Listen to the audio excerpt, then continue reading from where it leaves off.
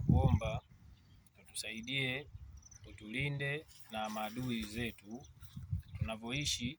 Kuna maadui wakiwa na wenyewe wanatunyemelea, naomba Mungu utulinde, na wale kama wana nia mbaya na sisi, ile nia yao mbaya ile iwarudie.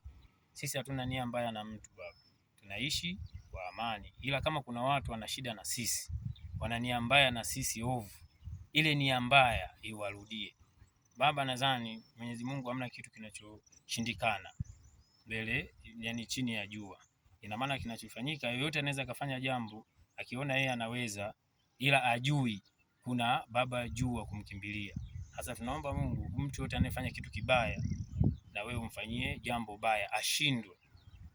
Umeona, ashindwe, aweze kufeli anachotaka kufanya, mwisho wa siku yeye ndo aumie, ili ajue kuna mkubwa katika hii dunia, hakuna ambaye yupo juu ya hii dunia.